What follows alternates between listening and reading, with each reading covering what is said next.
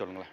நான் வந்து முதல்ல எழுத தொடங்கினப்ப, அதாவது இந்த மண்டல் எதிர்ப்பு போராட்டம் டெல்லியில் நடந்தது. நான் அப்போ வந்து ஜவஹர்லால் நேரு பல்கலைக்கழகத்துக்கு போயிருந்தேன். கோமதி விருந்தினர் மாளிகையில் தங்கியிருந்தேன்.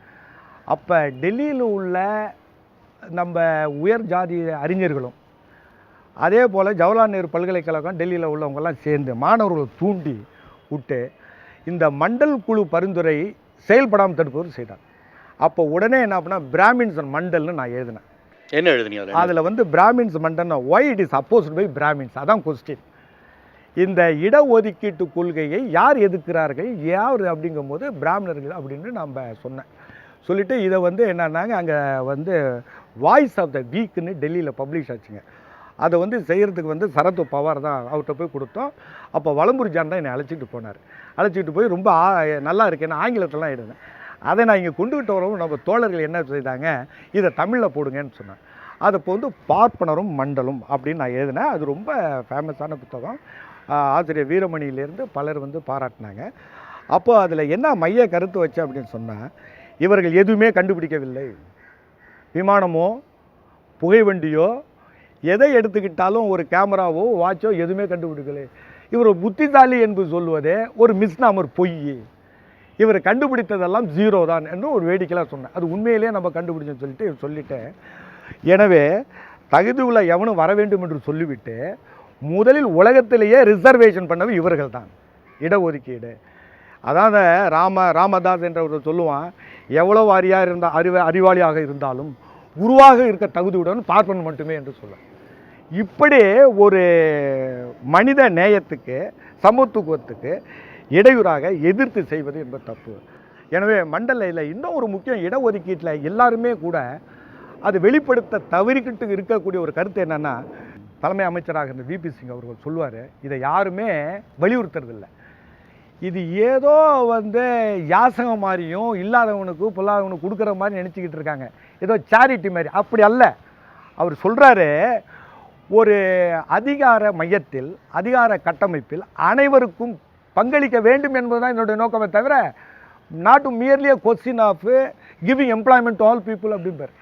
அது ரொம்ப முக்கியம். இப்போ கூட நம்ம வந்து என்னென்னா, அனைத்திலும் அனைவரும் இருக்க வேண்டும், அனைத்து மதத்தினரும் இருக்க வேண்டும், அனைத்து ஜாதியினரும் இருக்க வேண்டும். அப்போ தான் நிகழ்வு வந்து அங்கே வந்து என்னென்ன ஈகாலிட்டியன் சொசைட்டி குட் பி ஃபார்ம்டு. அதனால் இந்த சமத்துவ சமுதாயத்தை ஏற்படுத்துவதற்கு என்பது இப்போ என்ன பண்ணுறாங்க, ரொம்ப பேர் கொச்சப்படுத்துறது. இப்போ கூட ஏகே சென் அவர்கள் ஐஐடியில் பேசும்போது நியாயா நீதின்னு பேசினார். ரொம்ப அற்புதமாக பேசினார்.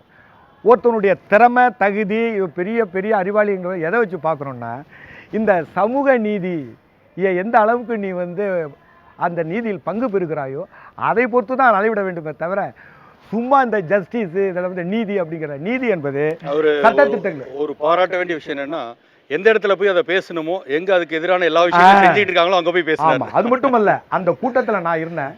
அவர் என்ன சொன்னார், I am not a Brahmin, I M A நான் பிராமின் பேசினேன்.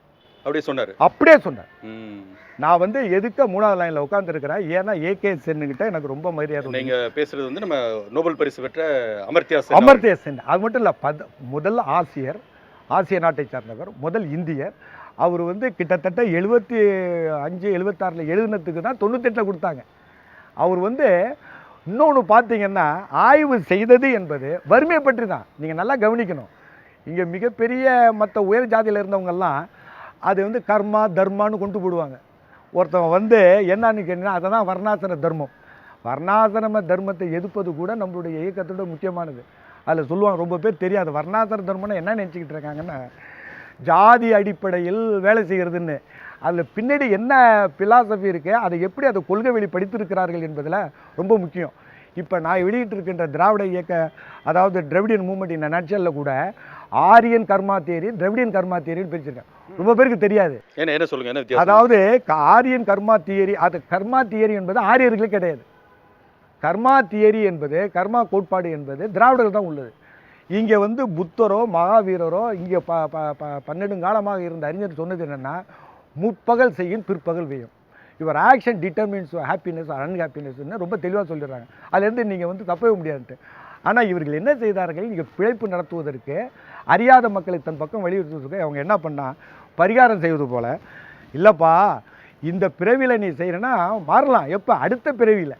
இப்போ நீ அனுபவிக்கிற துன்பங்கள், துயரங்கள், கீழ் ஜாதியில் இருப்பதெல்லாம் போன செய்த பாஸ்ட் பர்த்தில் செய்ததான்னு சொல்லி இதில் என்ன முக்கியமான ஒரு கருத்தை அவர்கள் முன்வைக்கிறார்கள் என்றால், இதை மாற்றுவதற்கு முயற்சிக்காத, அதான் அன்ரெசிஸ்டிங் அன்சேஞ்சிங் சொசைட்டின்னு காரணமாக சொல்லுவார். இந்த சமூகத்தில் ஏன்னா குரங்கையும் இதையும் வணங்குறான் அப்படின்னு சொன்னால், பசுவையும் வணங்குறான்னா அவன் சொல்லுவான், இந்த இயற்கையில் மிக உயர்ந்தவன் மனிதன். இவன் போய் குரங்கை மண்டிட்டு வணங்குறான். தன்னை விட புத்தி குறைவராக உள்ள ஒரு குரங்கை போய் அதே போல் போய் மாட்டை போய் தெய்வம்னு கொண்டுறான் அப்படின்னு மிக அழகாக சொல்லுவார். அதனால் பார்த்தீங்க அப்படின்னு சொன்னால், ஏகேசன் வறுமையை பற்றி சொல்லும்போது இவர்கள் என்ன எப்படி நியாயப்படுத்துவாங்கன்னா, வர்ணாசிரம சொல்லி வறுமையில் இருக்கியா, அது முற்பிறவியில் செய்த இது மாறணும் அடுத்த பிறவியில். அதனால் இந்த சொசைட்டியை மாற்றக்கூடாது. அப்போ என்ன ஆயிடுதுன்னா, இதுதான் நான் முக்கியமாக வைக்கிறது, இந்த சமூக பொருளாதார கலாச்சார அமைப்பில் நன்மை பெறுவர்கள் மாற்றக்கூடாது என்பார்கள். இதில் பாதிக்கப்பட்டவன் மாறுவன. இதுதான் காஸ்ட் ஸ்ட்ரகிள். அங்கே உள்ளவனுக்கு இல்லாதவனுக்கும் மார்க் சொல்கிறார்ல, அந்த கிளாஸ் ஸ்ட்ரகிள்னு திராவிட மூமெண்ட்டில் வைக்கிறது காஸ்ட் ஸ்ட்ரகிள். இங்கே காஸ்ட் ஸ்ட்ரகிள் அப்படின்பது இந்த சமூக அமைப்பு அன்ஃபேர், அன்எத்திக்கல். நீங்கள் டிஎம் நாயர் கூட 1916 ஆரம்பிக்கும் போது என்ன சொல்கிறார் அப்படின்னு சொன்னால், இந்த நான் பிராமணர்களை, அதாவது பார்ப்பன அல்லாதவர்களை அறவழியில் ஒழுக்க ரீதியிலும் முன்னேற்ற வேண்டும்னு சொல்கிறாரு. ரொம்ப அற்புதமானது. Socially, economically, politically, culturally and ethically ரொம்ப அற்புதமாக சொல்லுவார். அதனால் இதை புதிய ஒரு கோணத்திற்கு கொண்டு போன தந்தை பெரியார் அவர்கள், அதுக்கு பிறகு அண்ணா அவர்கள் கொண்டு வருகிறார்கள். அதில் இன்றைக்கி ஆட்சியில் இருந்தால்தான் நம்மளுடைய எண்ணங்களை செயல்படுத்த முடியும் என்பதை பேரறிஞர் அண்ணா அவர்கள் செய்தார்கள். அதை தொடர்ந்து தான் இன்றைய முதல்வர் அவர்கள் செய்கிறார்கள். இதை ஒட்டி தான் நாங்கள் எங்களுடைய ஆய்வு மையத்தினுடைய ஆய்வுகள் இருக்கின்றன. இந்த திசையில் உங்களுடைய எதிர்கால பயணம், எதிர்கால ஆய்வு என்னவாக இருக்கணும்னு ஆசைப்படுறீங்க? அது ரொம்ப முக்கியங்க. இன்றைக்கி பார்த்தீங்கன்னா, ஆசிரியர் வீரமணிக்கு உள்ள இடத்தை நிரப்புகின்ற அளவிற்கு தத்துவார்த்த ரீதியில், இயக்க ரீதியில் எனக்கு யாரும் தென்படலை. தந்தை பெரியாரை பற்றி சொல்லும்போது என்ன சொல்கிறது அப்படின்னு சொன்னால், அவர் ப்ரீச்சர் கிடையாது, ப்ராக்டிஷனர். ரெண்டுமே செய்தார், கலப்பணி செய்தார். எனக்கு அசோகவர்தன் செட்டி அதான் அழகாக சொல்லுவார், தந்தை பெரியார் சும்மா பேசிக்கிட்டலப்பா, எல்லாம் பேசிக்கிட்டே. இன்றைக்கி ரொம்ப பேர் பார்த்தீங்கன்னா, நான் பார்க்குறேன், சாதி மறுப்பு திருமணம் செய்துக்கிட்டல. நீங்கள் கலைஞர்கிட்ட நான் பேசும்போது என்னென்னா, குடும்ப அரசியல்னு சொல்லுவேன். நான் சொன்னேன், அவர் காஸ்ட் கிடையாது, ஜாதி கிடையாது, மதம் கிடையாது, ஒவ்வொருத்தவங்க ஒரு இது. அவர் யார் செய்தாலும் அவங்க வெவ்வேறு பிரிவை சேர்ந்தவர்கள், அந்த பிரிவுக்கு அவர்கள் பிரதிநிதித்துவம் அளிக்கிறார்கள். அதனால் கலைஞர் குடும்பத்தை பொறுத்த வரைக்கும் அவர் சாதியை எதிர்த்து ஒழித்து நடைமுறைப்படுத்தியிருக்கிறார். அதே மாதிரி ஆசிரியர் வீரமணி சார் பலரை நீங்கள் பார்த்தீங்கன்னு சொன்னால் நான் எழுதுவாங்க. அது எப்படின்னா, பொருளாதார பேராசிரியர் நான் இருந்தேன்னு வச்சுக்கோங்க, நோட்ஸ் எழுதி பிழைக்கிற மாதிரி திராவிட இயக்கத்தை தனக்கு வைத்து கொண்டு தான் பிழைப்பு நடத்துவதற்கு எழுத்தில் இங்கே என்ன சொல்லுவான், மார்க்சிசத்தை சொல்லும்போது it is a guide for action. நீங்கள் ரசிகரே கிடையாது மார்க்ஸுக்கு. It should be practised. That should not be hiatus between preaching and ப்ராக்டிஸ்னு. அதே போல் தந்தை பெரியாருடைய கொள்கையை செயல்படுத்தணும். அன்டச்சபிலிட்டி இருக்கா உடனே போயிடக்கூடாது, சாதி இது மார்க்கா அந்த சின்னங்களாக போடக்கூடாது, சாதி பேரை பின்னணியோ வச்சுக்கக்கூடாது. இதெல்லாம் தீர்மானம் போட்டு அவர் என்ன பண்ணுறாரு, ஸ்ட்ரகிள் நடத்துகிறாரு. இப்போ அதனால தான் பார்த்தீங்கன்னு சொன்னால், அண்ணா அவர்கள் சொன்னார், நான் சொல்கிறது அண்ணா கொள்கையை செயல்படுத்த வேண்டும் என்று. பொது நிறுவனங்களில் நீங்கள் செய்யக்கூடாது. ஏன்னா அங்கே நீங்கள் தனியாக வீட்டில் வச்சுங்க, இது கோயிலுக்கு போய்க்குங்க. நம்ம வி ஆர் நாட் எகென்ஸ்ட் தம். நம்ம பை பர்சுவேஷன் இன்டியூஸ்மெண்ட்டு தான் நம்ம பிரச்சாரத்தை செய்யணும். ஆனால் பொது நிறுவனங்களில் நம்மளுடைய இயக்கம் அது ஒரு எனக்கு முக்கியமான ஒரு இதுங்க. இந்த திராவிட இயக்கத்தில் நம்ம கொள்கையில் வரும்பொழுது இது அரசு நிறுவனங்களில், அரசு பகுதியில் இருக்கிற அங்கே என்ன பண்ணுறாங்க, ஆயுத பூஜை கொண்டாடுறாங்க, எல்லாமே சரஸ்வதி பூஜை கொண்டாடுறாங்க. இது ஏதோ ஒரு ஜனநாயக ரீதியில் அவர் விரும்புகிறார்கள், அதை நாம் தடுக்கக்கூடாது என்று சொன்னாலும் கூட அது செக்குலரிசம் என்ற அரசியல் ரீதியில் நமக்கு ஏற்புடையது அல்ல. அதை நாம் செய்ய வேண்டும்.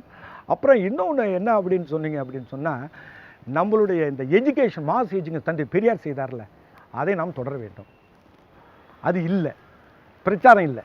ஏன்னா நான் என்ன பயப்படுறது அப்படின்னு சொன்னால், இந்த இயக்கம் என்பது ஆட்சியில் இருந்தாலும் இல்லாவிட்டாலும் இயங்கி கொண்டு இருக்கும்.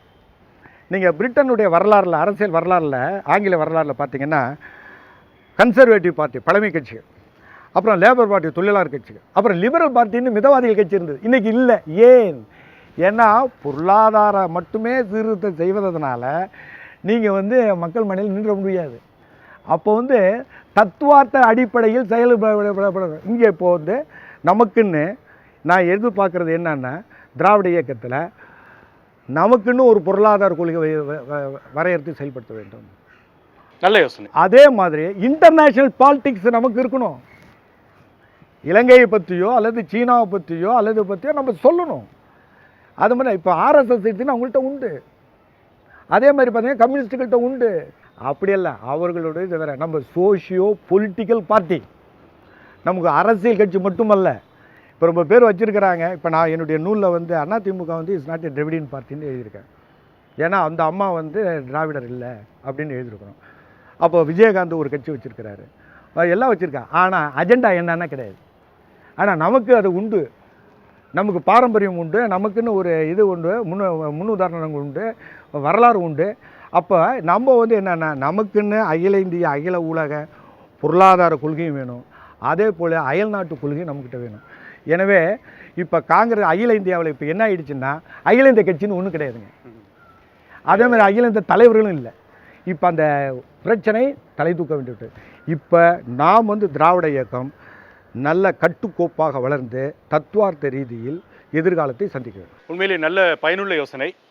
நீங்கள் சார்ந்திருக்கிற துறை, அந்த சென்னை பல்கலைக்கழகத்தினுடைய திராவிடர் இயக்க ஆய்வு மையம், இன்றைக்கி நீங்களே குறிப்பிட்ட மாதிரி ஒரு நல்ல உணர்வுள்ள ஒரு துணைவேந்தர் திருவாசகம் அவர்கள் அந்த பொறுப்பில் வந்து அமர்ந்திருக்கார்.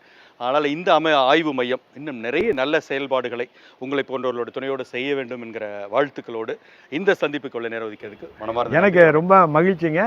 இது மாதிரி உங்கள்கிட்ட பேசுவதற்கு எங்களுக்கு வந்து 1.5 ஆண்டுகள் முடிய போகுது தொடக்கப்பட்டு. இது மாதிரி ஒரு வாய்ப்பு நாங்கள் என்ன செய்துக்கிட்டோம் என்பது பொதுமக்களும் மற்றும் தெரிவதற்கு கலைஞர் டிவியின் மூலமாக எனக்கு வாய்ப்பு கொடுத்ததற்கு நான் நன்றி தெரிவித்துள்ளேன். தந்தை பெரியார் பற்றியும் திராவிட இயக்க வரலாறு பற்றியும் ஒரு புதிய தலைமுறைக்கு தெரிந்து கொள்கிற அளவுக்கு மிக விரிவாக உணர்வுபூர்வமாக இதுவரை நம்மோடு அரிய தகவல்களை பகிர்ந்து கொண்டார் இன்றைய சிறப்பு விருந்தினர், சென்னை பல்கலைக்கழகத்தின் திராவிடர் இயக்க ஆய்வு மையத்தின் பேராசிரியர் முனைவர் சிவப்பிரகாசம். மீண்டும் நாளை காலை இன்னொரு சிறப்பு விருந்தினரோடு சந்திப்போம். நன்றி, வணக்கம்.